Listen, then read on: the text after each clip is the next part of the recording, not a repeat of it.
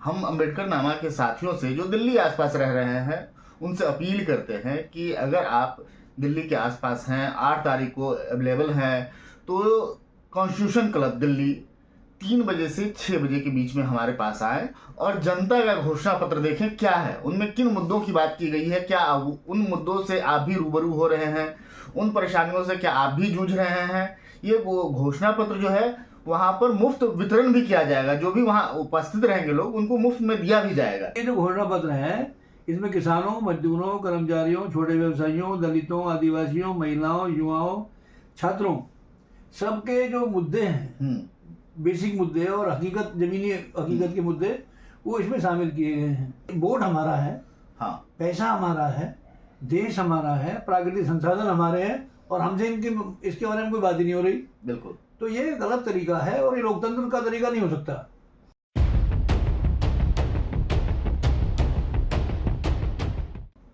अमूमन चुनाव से पहले राजनीतिक पार्टियां घोषणा पत्र जारी करती, घोषणा पत्र के माध्यम से ये बताती है जनता को कि वो उनके लिए किस तरह की सुविधा मुहैया करा रहे हैं, वो देश को कैसा राष्ट्र बनाना चाहते हैं। चाहे वो बीजेपी हो, कांग्रेस हो, सपा हो, बसपा हो, में सभी पार्टियां जो है अपनी घोषणा पत्र के जरिए जनता से वोट की अपील करती है, इन मुद्दों पर मुझे वोट दीजिए।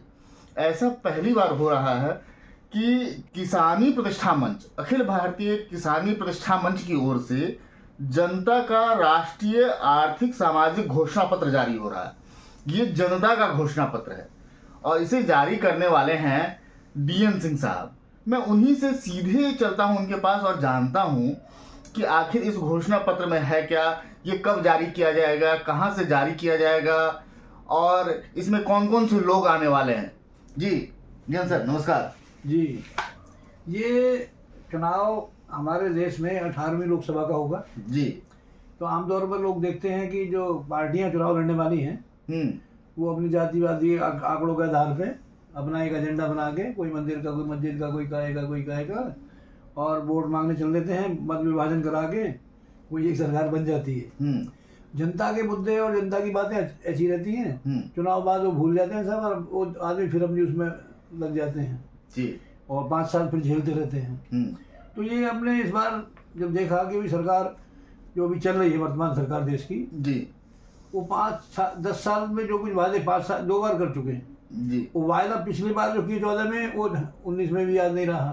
19 में फिर नए ले आए, पहले विकास ले आए थे, फिर पुलवामा ले आए।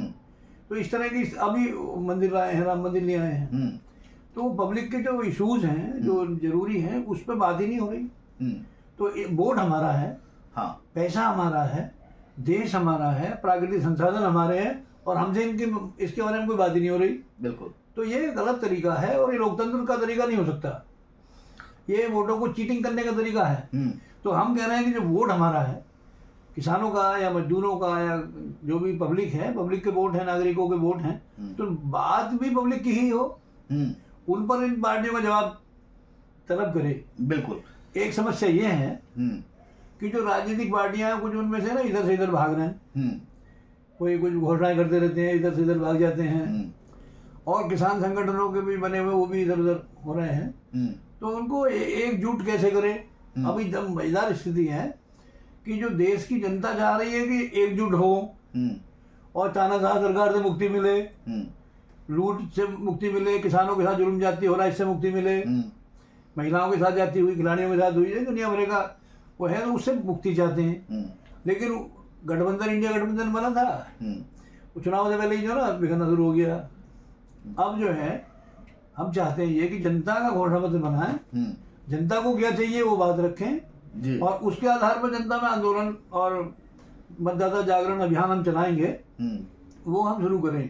तो ये जो मैंने बनाया है ये बहुत सारे संगठनों और पब्लिक से डिस्कशन के बाद बनाया है कि जनता का जो ये है, जनता का राष्ट्रीय आर्थिक सामाजिक घोषणा पत्र। तो इसमें हमने ऊपर ही सबसे लंबी लाइन में लिखा है, राष्ट्र हित में मुद्दों की बात हो, रोजगार, नागरिकों को शिक्षा, चिकित्सा, रोजगार की सौगात दो। और ये जो घोषणा पत्र है इसमें किसानों, मजदूरों, कर्मचारियों, छोटे व्यवसायियों, दलितों, आदिवासियों, महिलाओं, युवाओं, छात्रों सबके जो मुद्दे हैं, बेसिक मुद्दे और हकीकत, जमीनी हकीकत के मुद्दे वो इसमें शामिल किए गए हैं।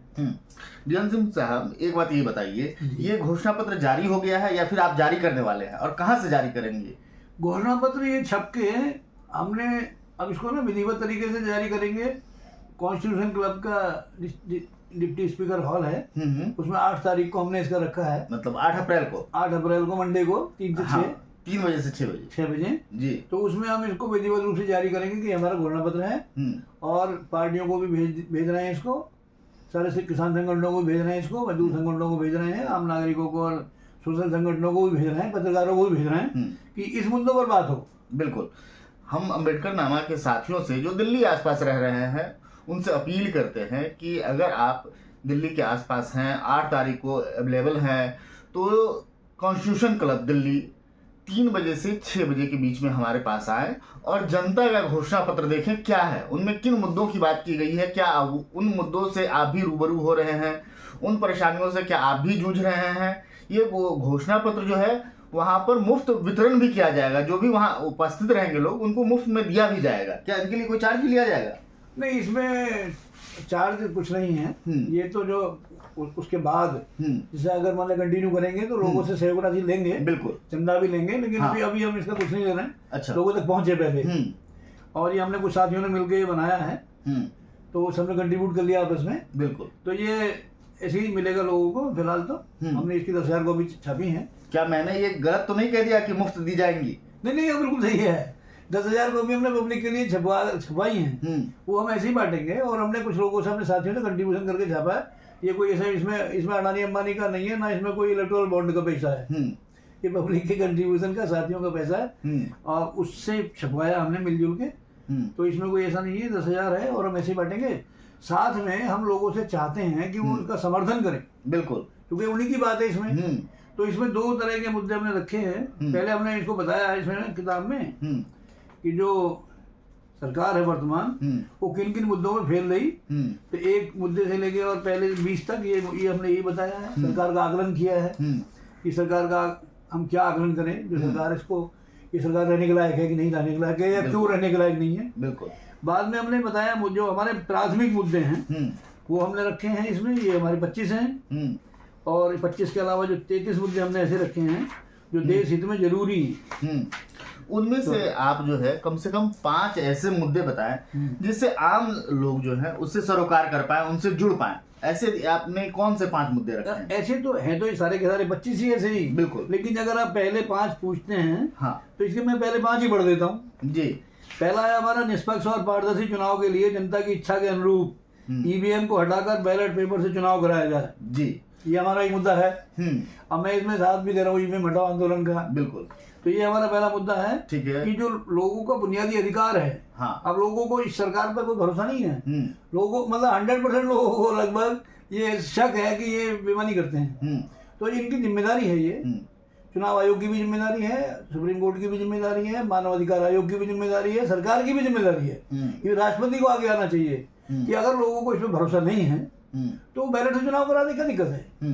अगर मोदी जी तो गई ना 400 बार, तो अगर इतना सारा भाजपा का सारा 10-5 सीट कम रह जाएगा, क्या हो गया? कर दे पब्लिक के लिए कि हाँ भाई चलो आपकी इच्छा से कराएंगे, लेकिन वो नहीं कर रहे हैं। और चुनाव आयोग डटा पड़ा है कि नहीं जी इससे कराएंगे जी। दूसरा मुद्दा क्या है? दूसरा मुद्दा हमारा ये है कि जो गन्ने किसानों का जो लागत मूल्य नहीं मिलता, एमएसपी की बात, एमएसपी का मामला है, ठीक है। तो एमएसपी को 14 में तो मोदी जी कह रहे थे मैं दिलवाऊंगा, और अब वो उन्होंने हाईकोर्ट में वो भी दे दिया, एफिडेविट क्यों नहीं दे सकते, और अब उसमें वो बात भी नहीं करते।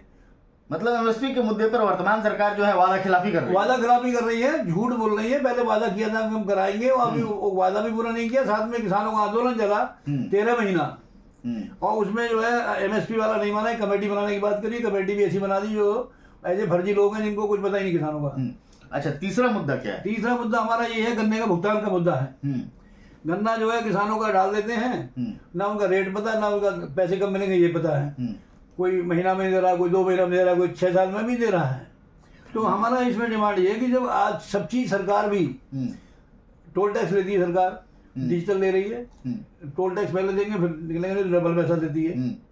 रेल में टिकट बैठेंगे पहले टिकट लेंगे, हवाई जहाज में लेंगे तो पहले टिकट लेंगे, डॉक्टर के पास जाएंगे पहले फीस जमा करेंगे, वकील के पास जाएंगे पहले पैसे देंगे। मतलब सब चीजों को पैसे देके वो चीजें मिलती हैं। गन्ना ही एक ऐसी चीज है जो ऐसी बस डाल दो। तो हमारी डिमांड ये है कि गन्नों का आंदोलन भी होता रहता है, सरकार घोषणा भी करती रहती है। हमारी डिमांड है कि गन्ना जैसे तुले उसको पेमेंट मिले। अच्छा, डिजिटल पेमेंट और खाता में जाए सीधा। गन्ना तुल गया पैसे दो, तो इसमें कोई बात ही नहीं है। क्या आपके इन मुद्दों में निजीकरण का कोई बात है? निजीकरण पर क्या उपाय है? स्वास्थ्य पर क्या है? रोजगार पर क्या है? और अगला जो महत्वपूर्ण मुद्दा उस पर आ रहा हूँ, उसमें ये है कि एक देश एक पेंशन पॉलिसी की नीति पर चलते हुए देश में अधिकारियों कर्मचारियों के लिए समान पेंशन पॉलिसी लागू की जानी चाहिए। और जो पुरानी पेंशन पॉलिसी है उसके तहत लोगों को पेंशन मिले, सबको एक सी, मतलब न्यू पेंशन स्कीम को रद्द किया। पेंशन स्कीम है ही नहीं। एनपीएस जो है वो पेंशन स्कीम नहीं है। वो तो सर्विस सेक्टर से कर्मचारियों के पैसे, सैलरी में से पैसे खींच के और इनको कंपलसरी शेयर में लगाना है। वो डूब चुका बहुत पैसा उसमें से 2300 करोड़ का 1000 करोड़ मिलेगा, डूब गया। तो वो पेंशन योजना है नहीं, वो तो एक ठगी है। तो हम उसको नहीं मानते और हमने उसको खारिज कर रखा है। हाँ। मैं national movement for old pension scheme का राष्ट्रीय संरक्षक भी हूँ। हमारी डिमांड ये है कि पुरानी पेंशन हूबहू लागू करी, जारी रखिए। बिल्कुल 70 साल से वो मिली रही थी, इन्होंने बीजेपी वालों ने खत्म की वो, और अब उसको लाने भी नहीं दे रहे हैं। तो हमारी डिमांड है कि वो लागू होनी चाहिए। अब उसमें कि लोग ओपीएस के लिए कांग्रेस के साथ जुड़ रहे हैं। हिमाचल प्रदेश में चुनाव हुआ, कांग्रेस जीती, कर्नाटक में जीती, आंदोलन ने जिताई। उसके बाद में कांग्रेस ने एक तरकीब बढ़ाई भाजपा ने कि ये इसमें एनपीएस में कुछ सुधार करके लोगों को रोको। तो वो चिदम्बरम जी उसको जिक्र कर रहे हैं। अच्छा, तो आप अब जो है कांग्रेस प्रतिनिधि से या इंडिया गठबंधन से क्या उम्मीद कर रहे हैं? क्या चाह रहे हैं कि इस जनता के घोषणा पत्र के अनुरूप वो क्या करें? जनता की एक तो हमारे जो घोषणा पत्र में जो चीजें हैं, इनमें से ज्यादातर चीजें तो इन्होंने कांग्रेस वालों ने ली हुई, मान ली, वो लड़ी रहे हैं उसके लिए। बिल्कुल। जैसे हमारे देश में सामाजिक भाईचारा है, राहुल ने पूरा निकाला, देश भर में न्याय यात्रा निकाली। तो संविधान का मामला है, संवैधानिक संकट खड़ा कर रखा है इन्होंने। कोई डिपार्टमेंट है वो सब ईडी और सीबीआई और सब लगा रखा है विपक्ष के खिलाफ। साथ में जो इलेक्शन कमीशन है उसके जो आयुक्त बनेंगे उसका भी अपना वो कर दिया है, जो मर्जी जिसको बना इसको हटाओ। सुप्रीम कोर्ट का जो एक रिकमेंडेड आदमी होता था उसकी बैठता था कमेटी में, उनको बाहर कर दिया है। सीजेआई रहा करते थे, सीजेआई रहते थे, तो उनको वो बर्दाश्त नहीं करे। समझ में नहीं आ रहा कि सुप्रीम कोर्ट का जो चीफ जस्टिस है वो तो पूरे देश का है, तो भाजपा का नहीं है वो। बिल्कुल। तो भाजपा को क्यों भरोसा नहीं हो रहा चीफ जस्टिस में? ये बहुत ही सीरियस बात है। इन मुद्दों में छात्रों के लिए, युवाओं के लिए क्या मुद्दा है? युवाओं के लिए क्या मांग? युवाओं के लिए हमारी डिमांड है कि जो 25 लाख पद खाली पड़े हुए हैं उनको स्थायी नियुक्ति की जाए तुरंत। ये डिमांड नंबर 5 है। तो जब 25 लाख युवा लगेंगे नौकरी पे तो उनका भविष्य सुधरेगा, देश का भी सुधरेगा, सीमाएं भी अच्छी हो जाएंगी। एक मोदी जी के पॉलिसी के कॉन्ट्रैक्ट पर सबको लगाओ, उसके हम खिलाफ हैं। और मैं स्थायी नौकरी की डिमांड 5 नंबर पे की हुई है। कांग्रेस की भी डिमांड है ये, कांग्रेस ने बात रखी है, कांग्रेस ने भी किया है। और सारा हमारा शिक्षा का भी है तो कांग्रेस का भी है। अग्निपथ योजना को कांग्रेस भी करिए खत्म कर देंगे, हमारा भी है। तो इसमें से 80% से ज्यादा मुद्दों पर हमारा कांग्रेस के साथ वैसे ही सहमति है। हाँ। केवल एक मुद्दे पर थोड़ी सी असहमति बन रही है, लेकिन उसके बावजूद भी चिदम्बरम साहब ने कहा कि उस पर हम लोग देखेंगे, वो हमारे दिमाग में ऐसा है कि देश और एक मुद्दा में जब तुलना करेंगे तो देश देखा जाएगा। और पेंशन का जो मुद्दा है उसके लिए हमने लेटर लिखा है, राहुल जी को भी लिखा है आज, और उनको अध्यक्ष को लिखा है, खड़गे साहब को, प्रियंका जी को भी लिखा है। और कांग्रेस के कई सांसद जो मुझे जानते हैं, कल मुझे मिल गए थे, उदित राज जी मिल गए थे, आज मैं उनके घर भी जाके मिल के आया, कह के आया हूँ। और संदीप दीक्षित मिल गए थे, वो पवन खेड़ा जी मिल गए थे। तो सबने उन्होंने कहा कि हमारे खुद समझ में नहीं आ रहा क्यों नहीं रखा गया ये। तो इट में भी स्लिप ऑफ भी हो सकता है, लेकिन हम उसमें ना इसमें कांग्रेस का विरोध करने के बजाय हम कांग्रेस से कहेंगे कि इसको जोड़ो, शामिल करो। हाँ, क्योंकि ये ना कांग्रेस हमारा देशव्यापी मुद्दा है, देशव्यापी मुद्दा है और देश की नेशनल पार्टी है, उसको शामिल करना चाहिए। एक महत्वपूर्ण बात इसमें ये भी है कि कल माले ने अपना घोषणा पत्र जारी किया, उन्होंने पेंशन मुद्दा रखा है। बिल्कुल, इंडिया गठबंधन का पार्ट है। आज सीपीआईएम का घोषणा पत्र जारी होने वाला है, उसमें हमारी बात हुई है, वो रख रहे हैं। समाजवादी पार्टी से हमारी बात पहले से चली रही है, उन्होंने पहले भी रखा था और वो अखिलेश जी उसको रखेंगे। तो सवाल ये है कि अगर वो गठबंधन की पार्टियां रखेंगी सारी पेंशन का मुद्दा, तो जाहिर सी बात है कि वो मान्य हो जाएंगी। जब ये बनेगा इंडिया गठबंधन का वो बनेगा घोषणा पत्र सामूहिक, तो पेंशन का मुद्दा ऑटोमेटिकली उसमें आ जाएगा। और नहीं आएगा तो हम उनसे लोगों से जाके आग्रह करेंगे कि इसको डालिए। बिल्कुल, क्योंकि पेंशन जो ऐसा इशू है कि जो आदमी पूरी जीवन नौकरी करे उसको अगर बुढ़ापे में भूखा मरना पड़े तो ये देश की भी तौहीन है, उस आदमी की जिंदगी का सवाल तो है ही है। बिल्कुल। तो इसलिए हमें ऐसा नहीं कर रहे हैं कि हम कांग्रेस का खिलाफ कुछ इसमें बगावत करेंगे, हम उनसे जाकर आग्रह करेंगे। और हमें पूरी उम्मीद है कि जब हम राहुल जी से बात को रखेंगे या खड़गे जी से रखेंगे तो ऐसा नहीं है कि हमारी बात को इग्नोर कर देंगे। बिल्कुल। वैसे भी हम इसके लिए मतदाता जागरूकता अभियान पूरे देश में चलाएंगे और हमें पूरा भरोसा है कि ये पेंशन वाला जो मुद्दा है वो सॉल्व हो जाएगा और ये पेंशन लागू होगी। बिल्कुल। अब इसी विषय वस्तु पर आए, जनता का राष्ट्रीय आर्थिक सामाजिक घोषणा पत्र में जी उस कॉन्स्टिट्यूशन क्लब में मुख्य वक्ता कौन कौन होंगे, कौन लोग शामिल हो रहे हैं, किनसे आप लोगों ने अपील की है?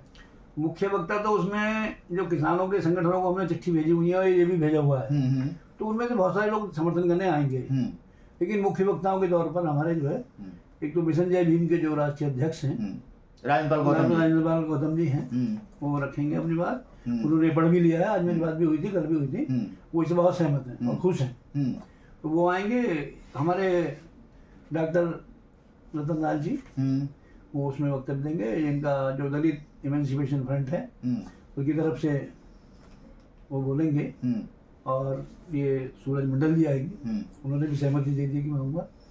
ऐसे ही हमारा जो कमल उसरी जी हैं वो जो निजीकरण के अगेंस्ट मोर्चा खोला हुआ उन्होंने और पेंशन के लिए, रेलवे के नेता हैं वो भी आएंगे। ऐसे और भी कई लोग हैं जो मौके पर जो भी आएंगे। हम सब मंच में ऐसा कुछ है नहीं कि जो किसान नेता आएंगे वो भी समर्थन करने आएंगे। जैसे हरपाल सिंह का आज फोन आया था कि वो आ रहे हैं, तो राजनीतिक पार्टी है हमारे किसान संगठन की यूनियन है, तो वो भी आ रहे हैं। उन्होंने भी पढ़ के बताया कि हम इसके बिल्कुल सहमत हैं और हम इसमें साथ हैं। तो अभी किसान संगठन आएंगे बहुत सारे, तो वो सभी बोल सकते हैं उसमें, इनके समर्थन में जो इनको बोलना बोले। और अगर कोई लगता है इसमें कुछ और जोड़ना चाहिए, हम उसको जोड़ने को भी हम तैयार हैं। अगर कोई लगता है कि इसमें कोई चीज़ छूट गई जो देश में बहुत जरूरी है तो जुड़ जाएगी। बिल्कुल।